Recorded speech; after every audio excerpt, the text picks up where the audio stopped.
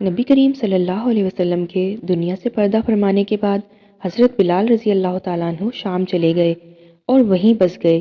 ایک عرصے کے بعد خواب میں نبی پاک صلی اللہ علیہ وسلم کی زیارت ہوئی۔ آپ صلی اللہ علیہ وسلم نے فرمایا، بلال ہمیں ملنا کیوں چھوڑ دیا؟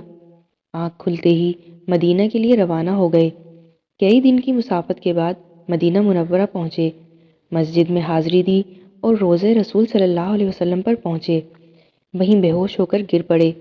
اہل مدینہ نے کہا، ایک بار وہی اذان سنا دیں جو سرکار کے زمانے والی۔ معذرت کی کہ اب مجھ سے برداشت نہیں ہوگا۔ لوگوں نے حضرت حسن اور حضرت حسین رضی اللہ تعالیٰ عنہ سے کہلوایا۔ اب انکار کرنا ناممکن تھا۔ اذان شروع کی تو اہل مدینہ رو پڑے، دل قابو میں نہ رہے۔ پیارے آقا صلی اللہ علیہ وسلم کا زمانہ تازہ ہو گیا۔ عورتیں بچے سب نکل آئے، غم سے نڈھال بے قرار ہچکیاں بن گئیں۔ جب کہا اشہد ان محمد الرسول اللہ، لوگ چیخیں مار مار کر رونے لگے۔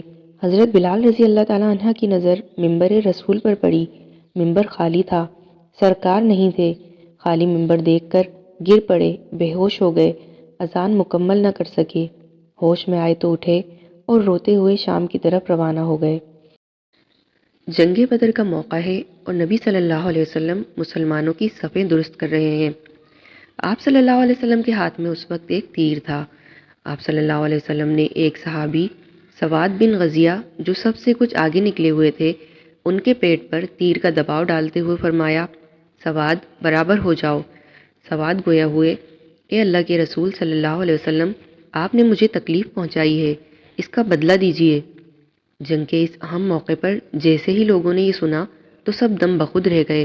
لیکن یہ کیا، مسلمانوں کے سپہ سالار صلی اللہ علیہ وسلم نے بلا جھجک آگے بڑھ کر متانت سے فرمایا، بدلہ لے لو سواد۔ صحابہ کرام اب حیران اور پریشان سے ہو گئے اور سوچنے لگے کہ سواد آخر کیوں اور کیسے بدلہ لیں گے۔ اب ہر ایک کی نگاہ نبی صلی اللہ علیہ وسلم اور سواد رضی اللہ تعالیٰ عنہ پر جم گئی۔ سواد بدلہ لینے کے لیے آگے بڑھنے لگے۔ اس دوران تمام مسلمان اپنی سانسیں روکے یہ منظر دیکھ رہے تھے۔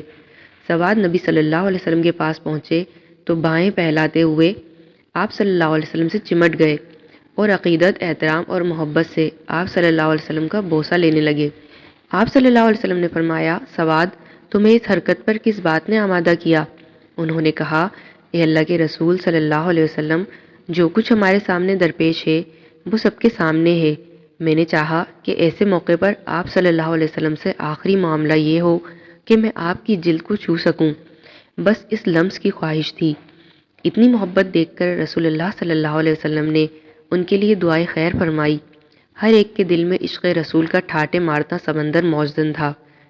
سواد بن غزیہ کی اس عمل سے سبھی کی محبت کو بہت زیادہ بڑھاؤ ملا۔